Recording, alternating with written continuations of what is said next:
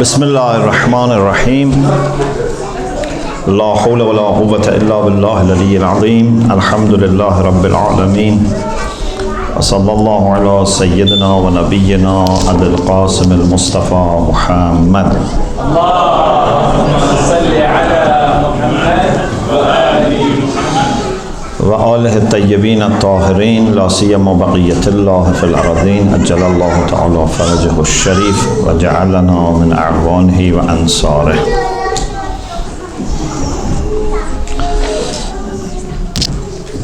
We talked about ambition, and I want to have a follow-up for that inshallah, and then few final remarks for the retreat.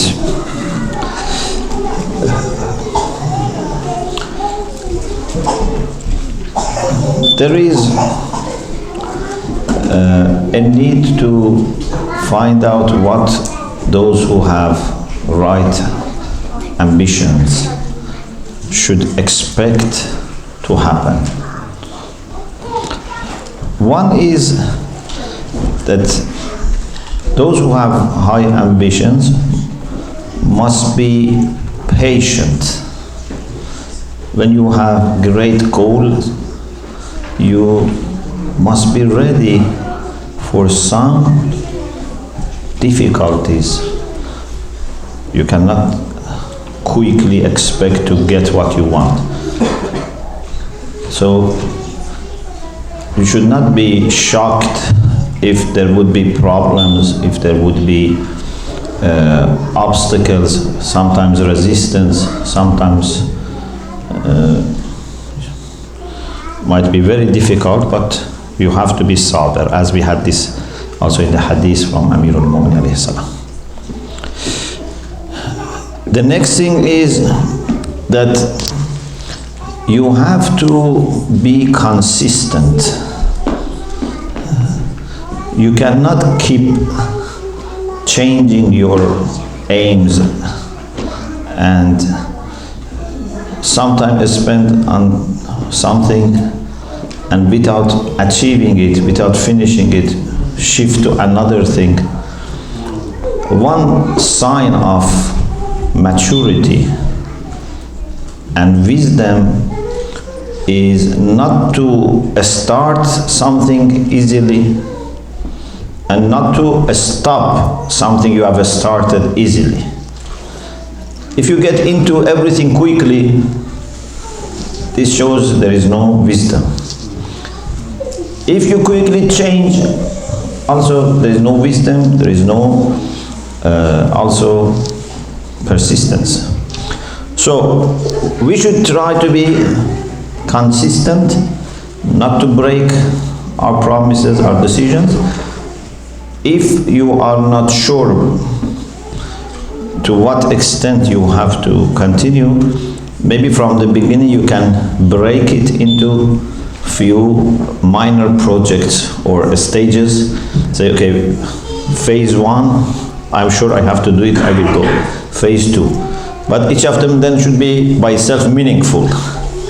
Not that all of them together would be meaningful and then you do 1 or 2. Even you do 90%, there is no benefit if something is holistic.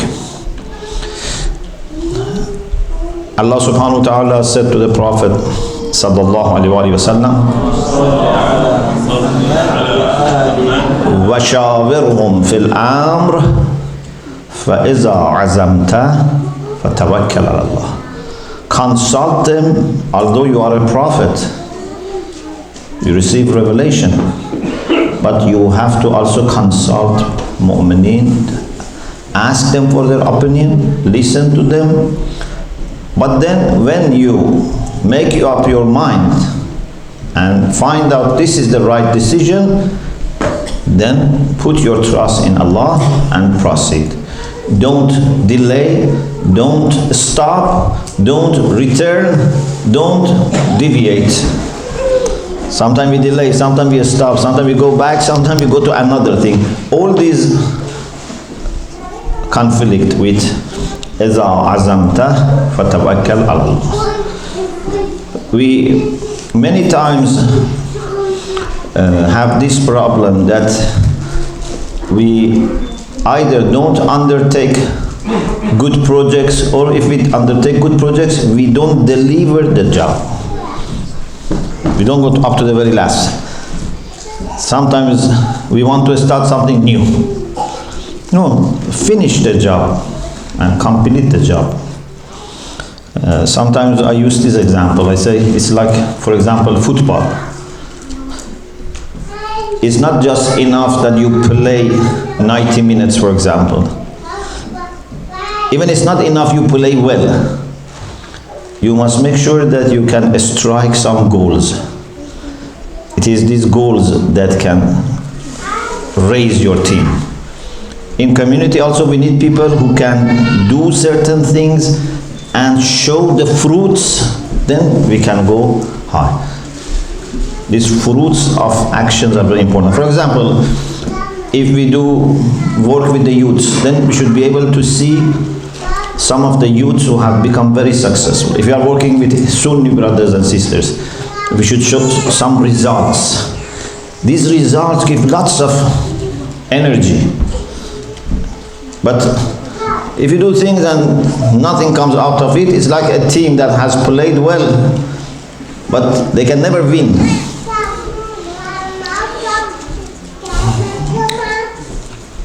من المؤمنين, another ayah, رجال صدقوا ما عاهدوا الله عليه فمنهم من قضى نحبه ومنهم من ينتظر وما بدلوا تبديلا.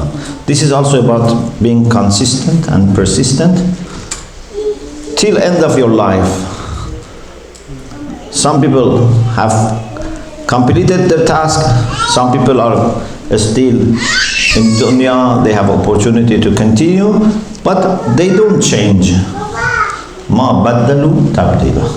Yes, only one chance for change is there, and that is if really we are faced with something which has to be given priority, and carefully we assess, say, okay, although this project was a good project, but now there is something very, very important that if we delay, a great harm will be caused, or great thing will be lost. That's something possible. In the world, many things happens. Sometimes we have to change and do some, show some flexibility, but this is very rare. If you have really carefully planned, it's very rare to realize that there must be something and you must stop. Another thing is that if you have ambitions, high ambitions, you should not expect that everyone would praise you and appreciate and help you and support you. Many times you may not have, especially at the beginning, people who appreciate. When they see the signs of success, yes, إذا جاء النصر الله والفتح وَرَأَيْتَ النَّاسَ يَدْخُلُونَ فِي دِينِ اللَّهِ أَفْوَاجًا, then this is possible. People in bulks join. But initially, there will be more doubt and criticism, maybe. So if you are really sure that this is what you have to do, after consideration of all the factors, consultation, seeking advice, putting your trust in Allah subhanahu wa ta'ala, then you shouldn't worry that much that how many people are helping, appreciating. As we have in hadith, I think it's in Nahjul Balagha, لا تستوحشوا في طريق الهدى لقلة أهله. In the path of guidance, don't feel lonely if you don't see many people there. If you are sure that this is the right path, don't expect always to have many people there. Another thing is, if you are sure about your ambitious aim or aims, you must not feel tired and bored. Of course, physically sometimes you may feel tired. That's okay, that's not in your control. One of the qualities of mu'min is badanuhu minhu fi ta'ab wan nasu minhu fi raha. Mu'min puts more pressure on himself or herself, may make his body or her body tired, but don't put pressure and burden on others. So your body may be tired, but mentally, psychologically, you are not tired. Actually, you feel very happy that you have done something important, something great. So you have to be very passionate about your goal and do it with joy. There's a big difference. Imagine if you have to clean your home. If it is because someone is going to come and inspect your home, maybe some in-laws or I don't know. So you do it, but you don't like it really.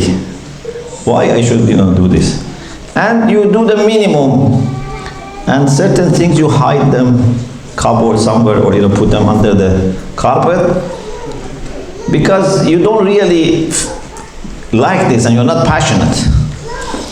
But if you know that a person that you really love is going to come to your home, you really out of love clean it. Even you go and try to clean the road from, for example, where the car stops till your door. In Farsi we say Abu jaru kardan. You really clean it and make sure there is no dust, anything. When you have love for your visitor, Alhamdulillah, I should also thank the volunteers and organizers of the retreat. When we came here, we felt we are really welcomed and we are loved. And there is, respect. Alhamdulillah, they did their best. That everywhere we felt very comfortable. May Allah bless them, inshallah. So, to do something with love and passion is very important. Even when you, for example, teach or lecture, yes? We had a class when I was in the Jose many years ago.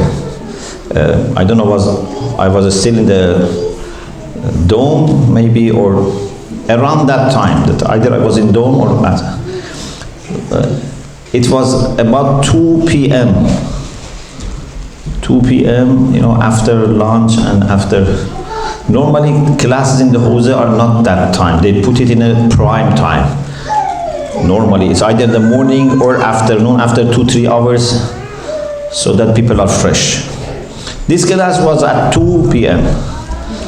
and our teacher was also speaking one tone, monotone, and very hard you find any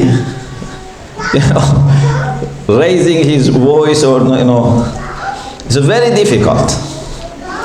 Of course, I don't want to say there was something wrong, but I think if someone is passionate about his subject, cannot teach like this. Yeah, if you are very passionate, then it comes through. And then when the one is listening also feels that this is something that is very important, dear to your heart, and pays more attention. Those who have high ambitions also must not be satisfied with little achievement and success. We should not stop at the beginning of seeing the results and fruits. Yeah? Many times we have projects that either we don't complete or we complete it earlier than actual time. And this is like a child that maybe need few more days before delivery. You should not rush and wait till it becomes the time, the actual time. Or you want to pick up a fruit, must be ripe.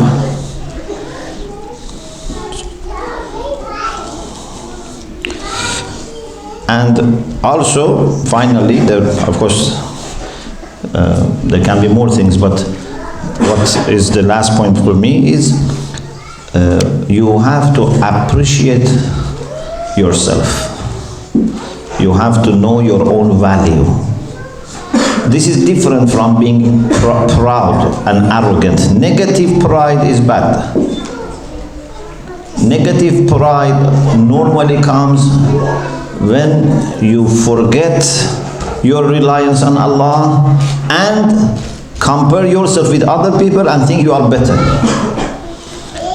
We don't say we are better than other people, and we don't think we are independent from Allah, but we say Allah has given us a lot, and I should appreciate that. Every human being is a great manifestation of Allah subhanahu wa ta'ala, and every one of us is a great asset for Imam Zaman. Yeah? You are an asset for Imam Zaman. You are an asset for humanity. There are lots of potentials in us. Everyone is unique. What every person can do is unique. Maybe to 60%, 70%, they look the same, but never you can find a person who is not needed. Say, no, he cannot add anything. Every person is important. So, we should have this regard, not disregard, this with a space, regard for ourselves. This problem with unity and disunity. Sometimes we say disunity when people think disunity.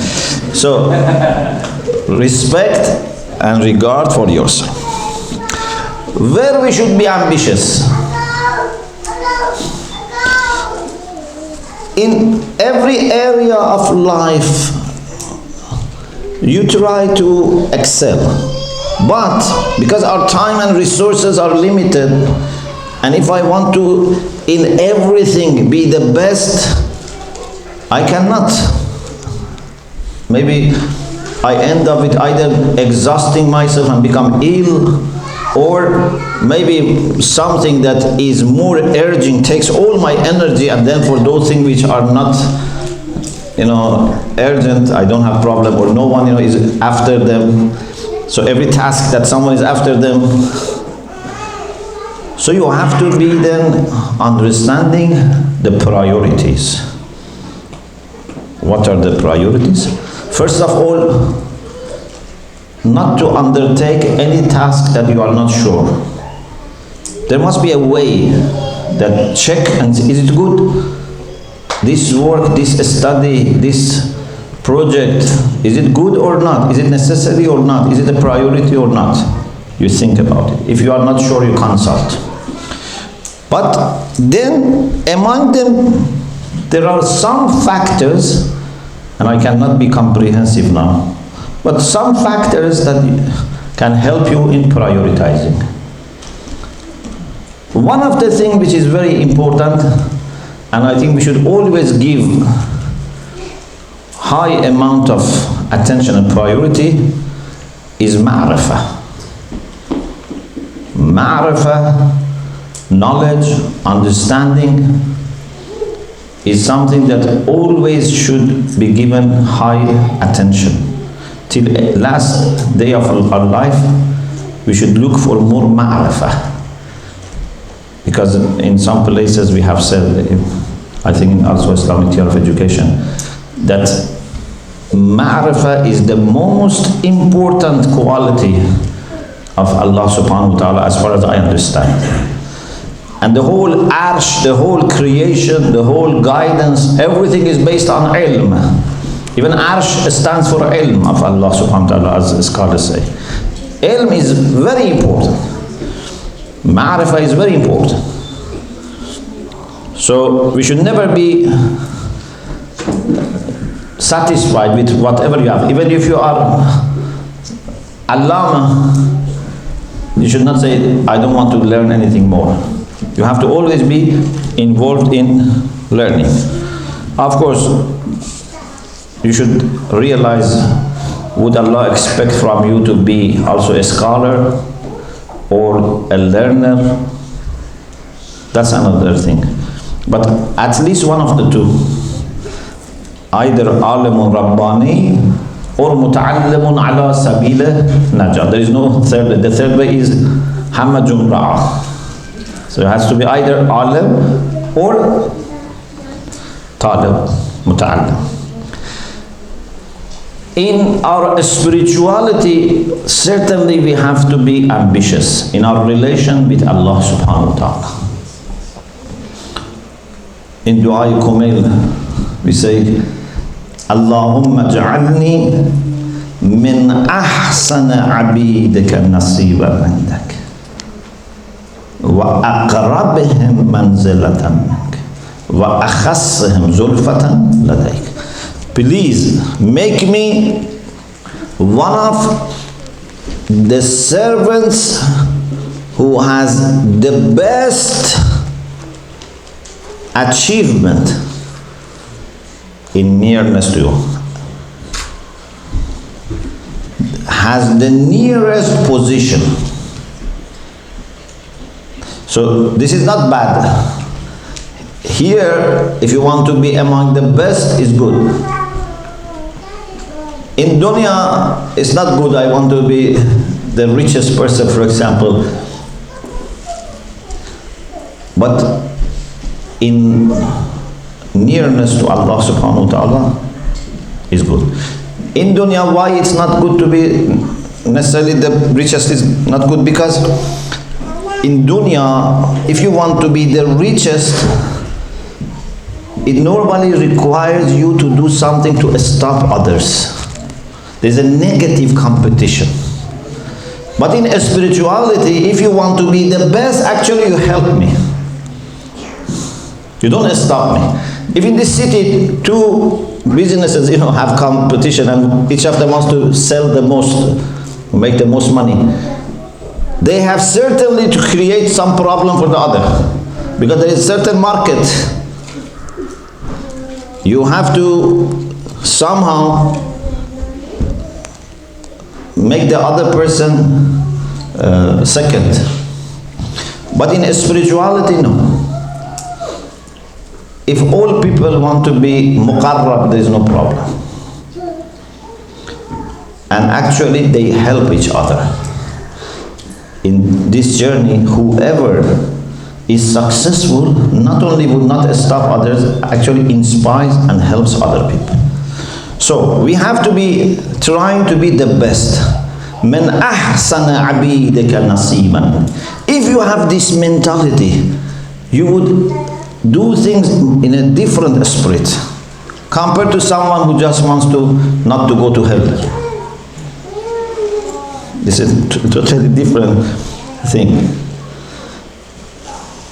Or we have in du'as of Imam Zainul Abidin alayhi salam that he says to Allah subhanahu wa ta'ala, "Oh Allah, give me the greatest hadh from yourself." Hadh means what you enjoy from something, what you gain from something. It's a beautiful. أَوْفَرَ عَبِيدِكَ مِنْكَ حَظًّا. Every person is getting something from relation that he or she has with Allah subhanahu wa ta'ala. How much you have achieved? You should aim at the best. Or in months of Ramadan, we have one of the du'as. Allahumma inni as'aluka an tukrimani bihawan man shi'ta min khalqik. وَلَا تُهِنِّي بِكَرَامَةَ أَحَدٍ مِنْ أَوْلِيَائِكَ. The late Ayatollah Qudusi I didn't see him when I went to Hosea. He was already martyred. But there were few of his akhlaq lectures I managed to listen. And he was explaining this dua in this way. The dua says, "Oh Allah, please honor me. أسألك أن تكرمني. I ask you to honor me. بحوان من شئت من خلقك." Means raise me even if it means that some other people might be lower. And don't bring me down by bringing up some other people. It means that at the same time that we want everyone to rise, but if there is someone who is not going to rise, I don't want it to be me. I don't want to be the third, the fourth, or even the second person. I want to be the closest person to you. So this is why we have in some hadith, it's not one of our Shia, the one who lives in a city, and there are, I don't know how many, 10,000, how many people there, and there is someone better than him, especially compared to other people. If there are non-Shia, Muslim, non-Muslims, if there's anyone better than us, there's a problem. But to some extent, even inside the community, with humility, but I should try to be the best.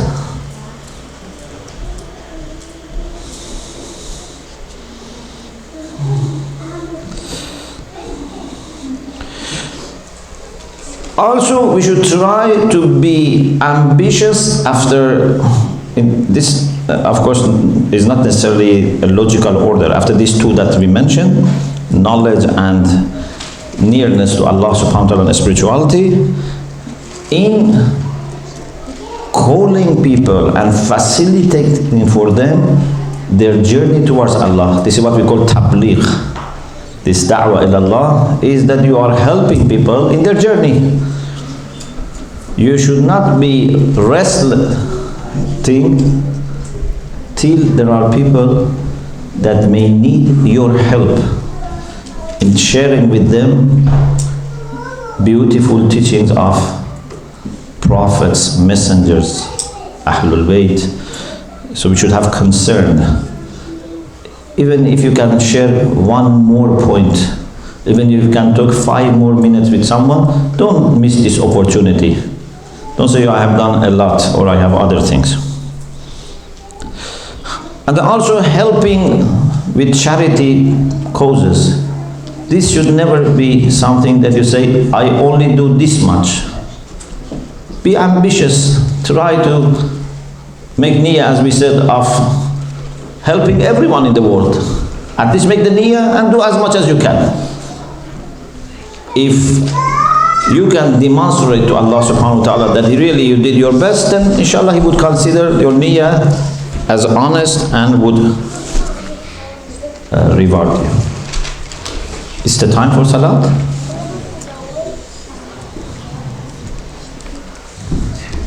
Okay. So I have something to say, so maybe after salat we can continue inshallah. It's salat time, yeah?